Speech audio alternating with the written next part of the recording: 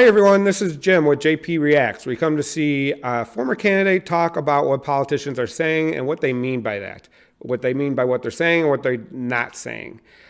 In this video, we're going to be reacting. This is part 3 of the video about the President-elect Biden's American Rescue Plan.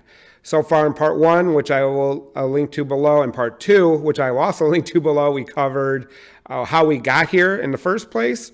And we really talked about getting back to school and vaccinations and whatnot in the first part. In the second part, it sounds like he's going to get into the next part of what the recovery plan would look like. So if you're interested in that, please stay tuned after this.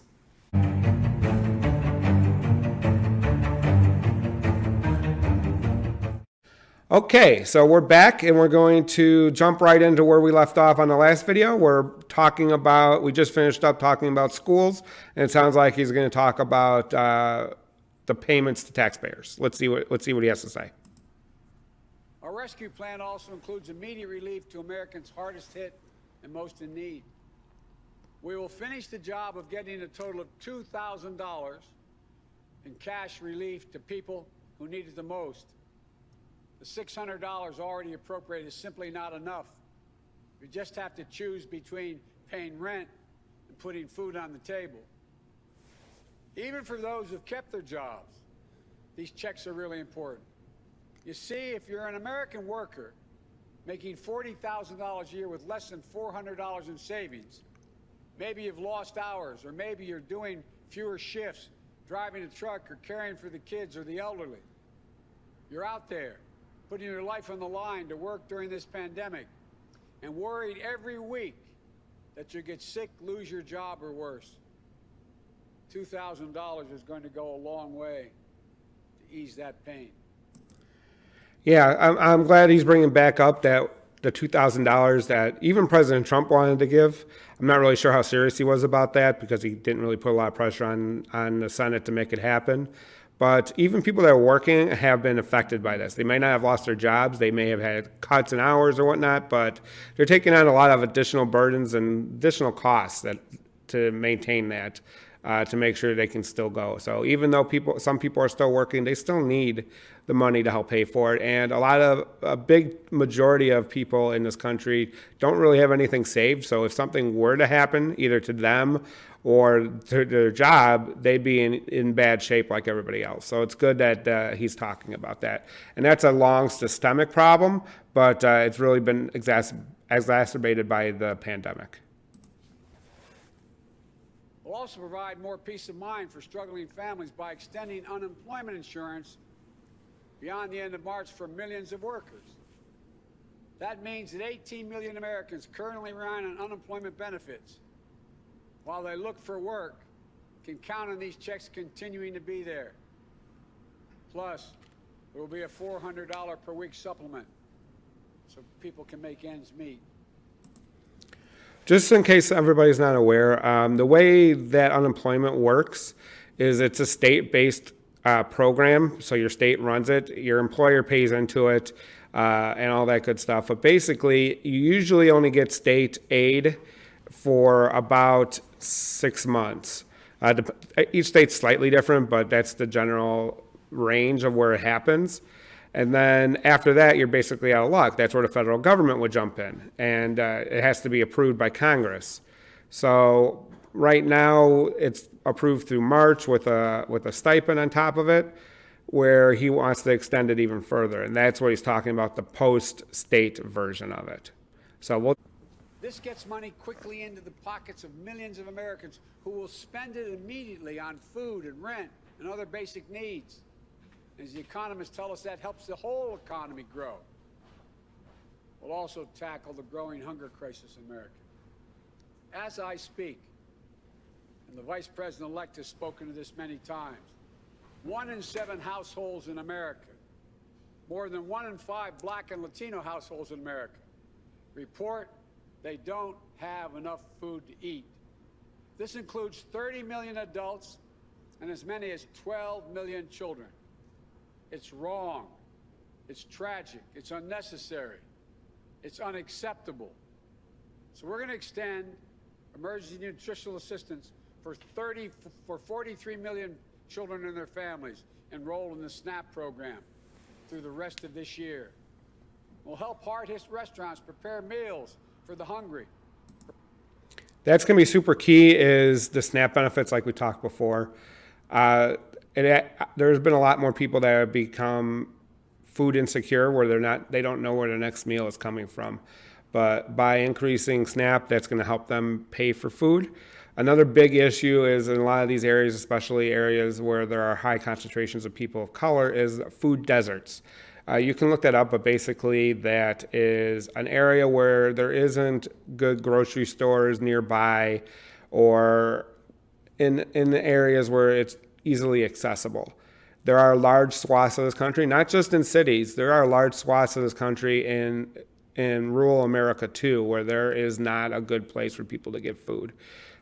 So it's not, this particular issue isn't just a city issue. This is also a rural issue, and people need a way to get food, and not everybody can have stuff delivered by Amazon, right? That costs money. So it's important that they have a plan for that. Provide food for the families who need it. We will invest $3 billion in making sure mothers and their young children have the nutrition they need. This will not only meet our moral obligation we have to one another, but will also spur our economic growth, get restaurants and workers back on the job. And as we work to keep people from going hungry, we'll also work to keep a roof over their heads, to stem the growing housing crisis and evictions that are looming. Approximately 14 million Americans have fallen behind on rent, many at risk of eviction. If we don't act now, there'll be a wave of evictions and foreclosures in the coming months as the pandemic rages on. This would overwhelm emergency shelters, increase COVID-19 infections as people have nowhere to go and can't socially distance.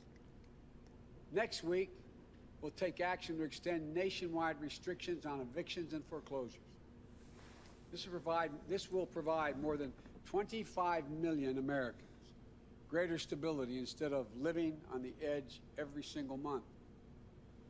And I'm asking Congress to do its part by funding rental assistance for 14 million hard-hit families and tenants.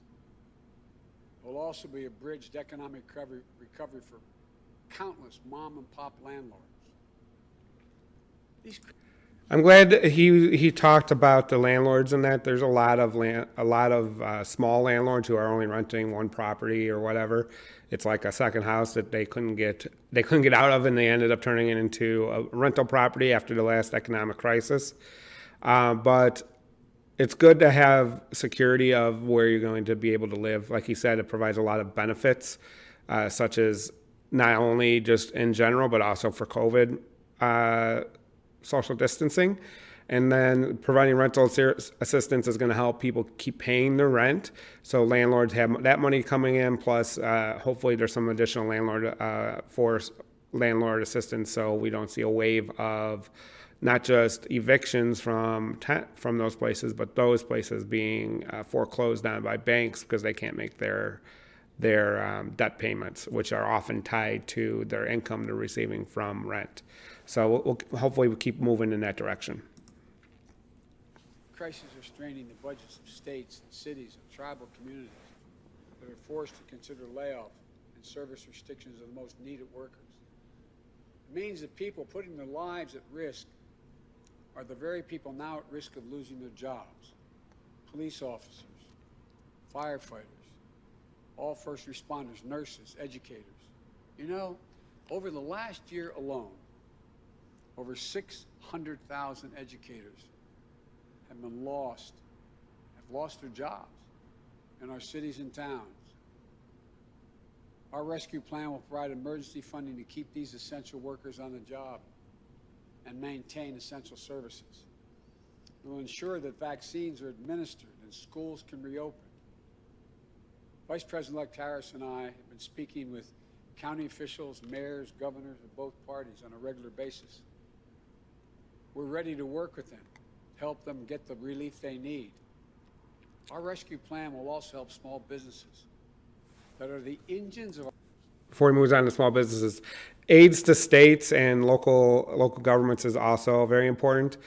A lot of those those services that most people experience on a day-to-day basis are funded through your state and local governments. Like you mentioned, teachers, firefighters, nurses, police.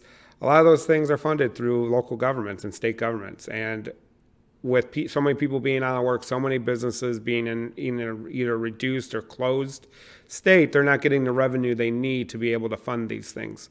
So it's going to be incumbent on Congress to provide some additional relief to help those state budgets. And all 50 states are experiencing this, not just cities, blue states that have big cities. All states are experiencing this. All governments, almost all local governments are also experiencing this. So it's going to be important to keep those moving and getting those people some money so they can keep those people employed. Losing 600,000 teachers is a lot of teachers to lose, especially if you're looking to reopen schools. You're going to need those teachers back, and the only way you're going to get them back is if the states and the local governments have the money to do it, and right now they don't. So let's continue. Our economic growth, our economy as a whole, the glue that holds communities together as well. But they're hurting badly. And you realize they account for nearly half of the entire total U.S. workforce. Our rescue plan will provide flexible grants to help those hardest hit small businesses survive the pandemic, and a low-cost capital that will help entrepreneurs of all backgrounds create and maintain jobs, plus provide the essential goods and services that communities depend upon. Last week, I laid out how we'll make sure that our emergency small business relief is distributed swiftly and equitably, unlike the first time around. We're going to focus on small businesses on Main Street. We'll focus on minority-owned small businesses, women-owned small businesses, and finally having equal access to the resources they need to reopen and to rebuild. And we will be responsible with taxpayers' dollars, ensuring accountability that reduces waste and fraud and abuse like we did in the Recovery Act that I administered in our administration. Direct cash. That's a good point to make too. All these small businesses were in the original plan. They had some PPP loans and all kinds of grants. Those needed to make sure we maintain and continue those to keep those businesses open. And also, you saw in the news that there was a lot of wealthier people that have their income set up as a small business for tax purposes, or even large businesses themselves. They were able to take advantage of the PPP loans when they shouldn't have qualified. So it's going to be important to have a greater understanding of the way that the wording of the law is, so that it can make sure it's targeted at the people that need it the most, and the money isn't given to the people that don't really need it, and which makes it run out for some of the businesses on Main Street, like he said. And the transparency is going to be key, and that he did a really good job of that during President Obama's administration with the Recovery Act. He was in charge of that, and he was able to make sure there was very little misuse of funds, and it was very transparent. There was a website that basically laid out where every single dollar went. So I'm guessing he's going to continue in that effort for this type of recovery. Cash payments, extended unemployment insurance, rent relief, food assistance, keeping essential frontline workers on the job, aid to small businesses. These are the key elements to the American Rescue Plan that would lift 12 million Americans out of poverty and cut child poverty in half. That's 5 million children lifted out of poverty if we move. Our plan would reduce poverty in the Black community by 1/3, reduce poverty in the Hispanic community by almost 40%. And includes much more, like an increase in the minimum wage to at least $15 an hour. People tell me that's going to be hard to pass. Florida just passed it. As divided as that state is, they just passed it. The rest of the country is ready to move as well. It should be a national minimum wage of $15 an hour. No one working 40 hours a week should live below the poverty line. That's what it means. If you work for less than $15 an hour and work 40 hours a week, you're living in poverty. It includes access to affordable child care that will enable parents, particularly women, to get back to work. We're going to stop there after the $15 an hour minimum wage. I know that there's a lot of talk about raising the minimum wage, how it kills jobs or makes it harder for small businesses. There have been countless studies posted and throughout the time. Every time that we talk about raising the minimum wage, these types of concerns pop up.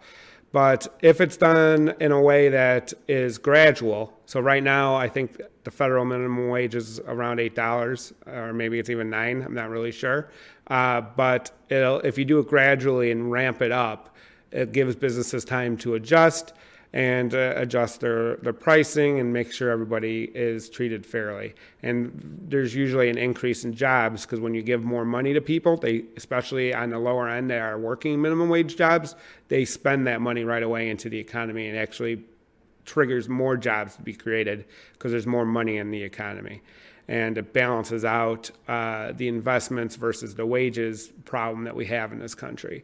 So it's a really good investment. I'll see if I can find an article, and I'll put the link to it in this video about the relationship between the minimum wage and if it kills jobs, which it doesn't. So we want to make sure we keep that in mind. So this is the end of part 3 of this video. We're about 2/3 of the way through, it looks like. So there's definitely going to be a part 4. So hopefully you got a lot of good information out of this. And if you did, please like this video.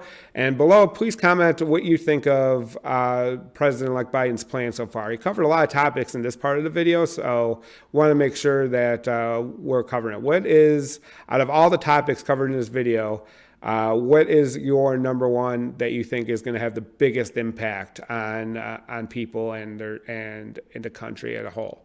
Is it going to be the vaccine plan? Is it going to be the infrastructure? Or is it going to be the money to schools or money directly to people or the small businesses or even this $15 minimum wage that you talked about? Which one is going to be the biggest impact? I'm going, just so you, since this is number 3 out of I don't know how many, I will make sure I have the playlist as the end cap here for you. And then I will also link to the very first video if you missed it at the end, on the end screen as well, so you can go back and watch it. All the other videos will be linked below so you'll know exactly where you are in relation to it. But until next time, probably tomorrow, have a great day and I'll see you around the internet. Bye.